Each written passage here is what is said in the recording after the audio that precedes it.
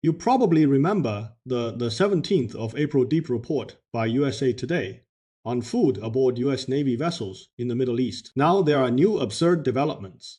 The boys on the Deliberate were literally eating shoe soles, and photos of mystery paste tortilla wraps on the Lincoln went well beyond normal cuisine boundaries. Not only was the quality terrible, portions were tiny. Someone unfamiliar might think Iran had blockaded the entire US military. You have to hand it to the American public, though. They put the bigger picture first. Parents saw their children going hungry and refused to burden President Trump. They dug into their own pockets and mailed emergency food packages from the States. Some even pawned everything and spent over $2,000 on premium delivery services. Only after a month did they learn us warships in the Middle East could not receive packages at all because parcel delivery had been shut down. Eating that food with no care packages arriving, yet fighting an aggressive war for 40 days followed by an endless maritime blockade. That iron will genuinely frighten this content creator. Chuanzu. No wonder his Navy admirals came out saying they hope China understands their top priorities deterring China. That is genuinely terrifying. As the saying goes, even emperors do not send starving soldiers to war, not feeding troops, yet tricking them into months of aggression. That is tyranny of the highest order, a Mar-a-Lago-style pay-to-fight regime. Unfortunately, the US democratic media has far too little regard for the bigger picture. They have not absorbed enough of the Mar-a-Lago aura and cannot appreciate the dedication of service members who sacrifice meals to serve their country and intimidate China. Daring to speak up about trivial matters, like whether soldiers have enough to eat, Hegseth was not about to let that slide. He lashed out at us, media calling them unpatriotic, and invented a new term: the Pharisee media. What do you mean, not enough food? The US Navy has unparalleled logistical capabilities, sustaining maritime combat operations. Routine menu adjustments simply optimize endurance and keep warships combat ready. Just optimizing things a little. Why the rush? Meanwhile, they scrambled to put together a crisis PR campaign. The most important step was posting emergency photos showing vibrant life aboard warships. But problems emerged. What those photos showed was not a vibrant kitchen, but pent-up anger, normally to debunk carrier food rumors. You would photograph abundant meals in a crowded dining hall, with wide-angle shots showing what was actually on the plates and what serving windows looked like. Only then could you set the record straight. But the US Navy photos made people think the photographers were plants. The food-serving photo showed such cramped space it suggested hardly anything behind the counter, which is why they dared not show the full scene. The tattoo in another photo was nice, but cardboard boxes stacked to the ceiling behind. Never mind whether they contained food. That small storage room could not convey abundance for thousands of mouths on a carrier. The cooking crew frying noodles looked like pure white people food, killing any appetite. More importantly, the camera dared not show portions, only tilting upward to shoot faces. That upward tilt exposed a completely empty spice rack and oil drums drained to the last drop. Just when we thought the brass could not show less sincerity, the least convincing photo appeared. Deformed fingers, faces stretched onto steel plates. Chaotic spatial relationships. The only message: they could not scrape together 4 presentable food photos on the entire ship. Hegseth had to resort to AI-generated images to fill the quota. So the food situation speaks for itself. Sure enough, just days after the official denial, US sailors on the Lincoln leaked photos to Newsweek last Saturday. The first meal, a single kebab skewer with half a handful of unseasoned pasta. The second meal was even more absurd: 2 boiled eggs and a blob of mush, so heavily seasoned you cannot tell what it is made of. The temporary ceasefire has been in place for weeks, but food for us troops has not improved. It is actually getting worse.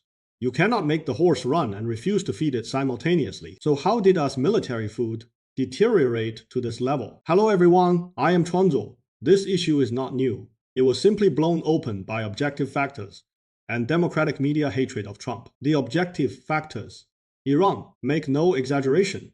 The food situation was directly caused by Iranian attacks. Because Trump fought this war so recklessly with hasty preparation, the US military did not arrange regular supply ship schedules for ship-to-ship replenishment. Chaotic planning combined with heavy wartime consumption left supplies stretched thin. They had to resort to emergency airlift operations. Even with the world's most powerful transport aircraft fleet, major problems arose. Normally, transporting emergency supplies to the fleet involves flying cargo aircraft to the nearest US frontline base, storing goods there, then transferring to warships at port. For urgent deliveries, Helicopters and C-2 carrier onboard delivery aircraft fly directly to the flight deck. But across the entire theater, the US has no usable ports in the Arabian Sea near Iran. The 5th Fleet Base in Bahrain sits inside the Strait of Hormuz.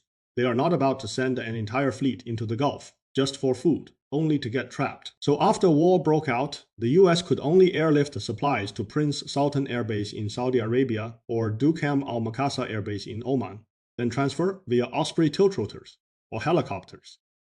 But now even this no longer works. After Iran attacked Persian Gulf coastal countries, US bases in those Gulf states became unusable. Only the more distant Prince Sultan base in Saudi Arabia remains, and it gets hit by Iranian missiles and drones daily. Even US early warning aircraft and tankers struggle to survive. Every takeoff and landing at Prince Sultan is a brush with death. Meanwhile, according to records kept by US soldiers in Jordanian base air raid shelters, they ran to shelters 77 times in March alone, ground personnel dashing to shelters 3 to 8 times daily, leaving them unable to refuel and service transport aircraft timely. Transport efficiency plummeted. Remaining capacity had to prioritize weapons and ammunition. Food and personal packages were pushed to the back of the line. Without timely replenishment, meal quality and quantity on warships could not be maintained. Before, when care packages still arrived, soldiers could endure. Now that packages are cut off, they cannot. In warfare, logistics nodes are naturally priority targets. Striking them one by one is standard practice. Even the Pentagon understands this. So Iranian counterattacks, while objective factors, are secondary. The main reason US troops go hungry lies in subjective causes. Throughout history, before any army collapses, the most typical sign is officers embezzling food allowances of rank-and-file soldiers, taking money directly from their mouths. In today's America, they are practically scooping out tongues along with the food. The US military has a basic allowance for subsistence BAS system. A portion of every the soldier income is a special subsidy designated for meals, averaging $460 per soldier per month. This money counts as salary, but soldiers have no control. Every payday, the military automatically deducts it and pays the mess hall directly. Considering US Navy enlisted personnel with over 3 years of service earn a base monthly salary of around $3,300, a mandatory $460 food charge is no small amount, and it cannot be reduced, regardless of how many times a soldier actually ate at galleys or cafeterias. Even if forced to eat fodder like that on the Lincoln and Deliberate daily, even if relying entirely on care packages, even if never setting foot in the mess hall, this money must be paid in full. Not a single cent can be avoided. The Army situation is similar. Per February 2025 statistics, junior US Army enlisted personnel also pay $460 monthly, roughly $5,500 yearly. For soldiers earning $30,000 annually, this is unbearable. Of course, mess halls serve purposes beyond food. They help build soldier physiques. You cannot eat whenever you want and demand refunds. If everyone did that, collective catering would be impossible. Centralizing food expenses is normal in any military. The problem is this mandatory fee is called a food allowance, but functions as a slush fund for us military officers at every level. In fiscal year 2024, American military media compiled data on food fees collected versus actual spending across bases. The contrast is revealing. At more conscientious bases, like Joint Base Elmendorf-Richardson in Alaska and Fort Bliss in Texas, diversion rates were about 41% and 49% respectively. Soldiers paying $460 got roughly $230 of actual food. At less conscientious bases, like Fort Stewart and Fort Riley in Georgia, the skimming rate exceeded 80%. Bases skimming 70% or more are numerous. Per the official 2024 U.S. Army financial report, the 11 largest bases collected $225 million in food fees, but $150 million were diverted.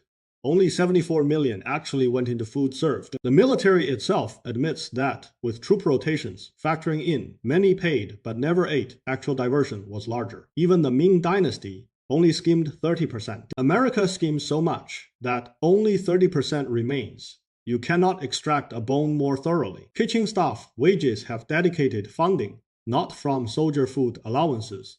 So where did the money go? Officers interviewed explained diverted food money flows into a general fund, though who benefits is apparently too sensitive to disclose. Such brazen accounting irregularities, hundreds of millions leaking annually, never draw accountability. Ask them, and they say everyone is loyal. Audit the books and corrupt officials expose themselves. Then safely retreat. This only happens in a country whose military budget has never passed an audit. The consequence is that many bases long failed to provide normal meals.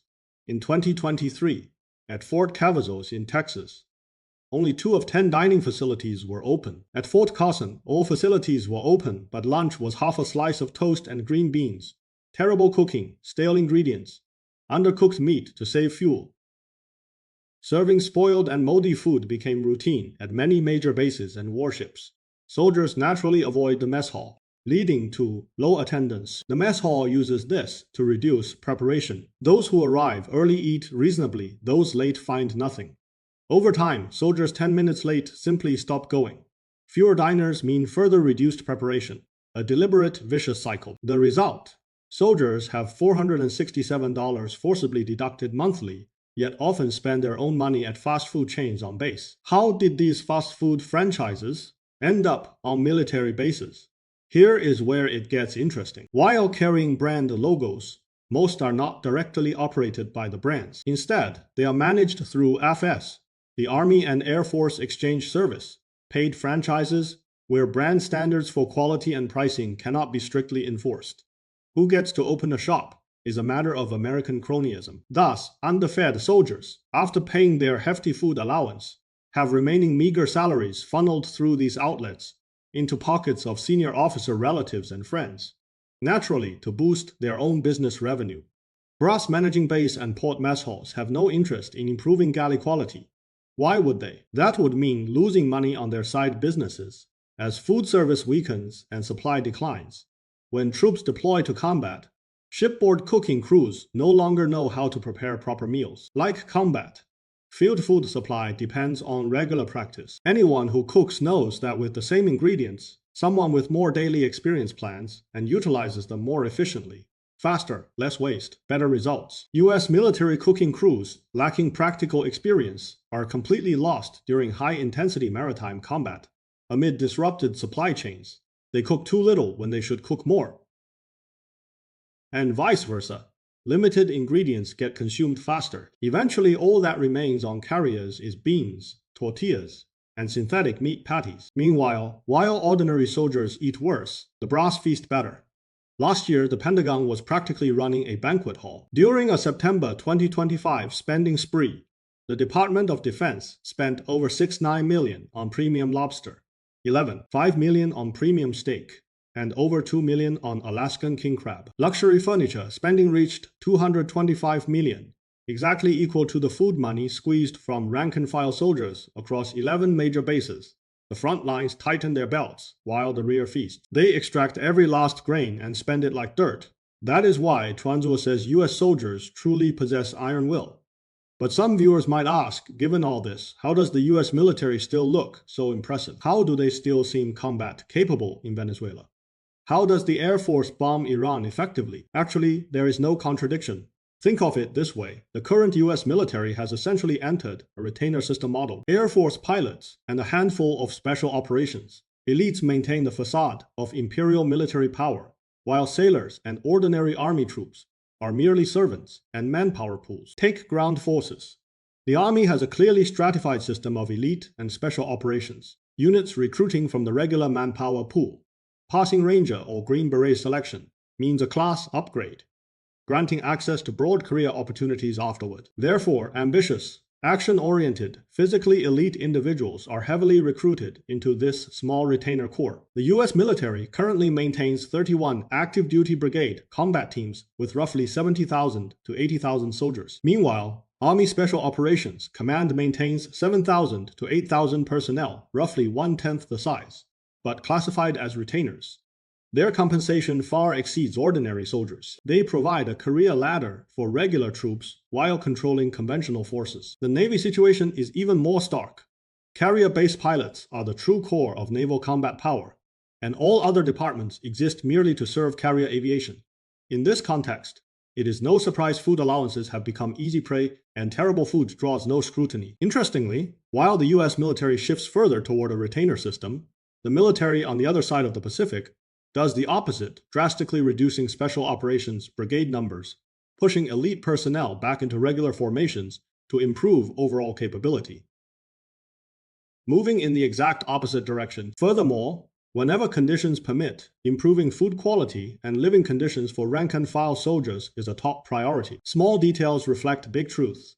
The economic base determines the superstructure. The nature of a society determines its military.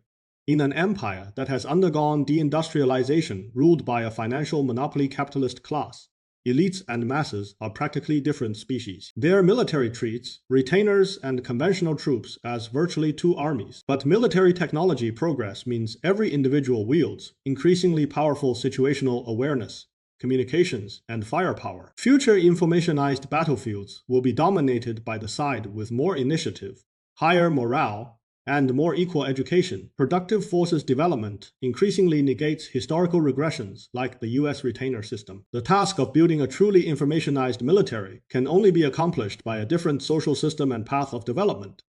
And the day these two military systems ultimately clash will also be the day humanity heads toward its brightest future. That is all for today. Do not forget to subscribe.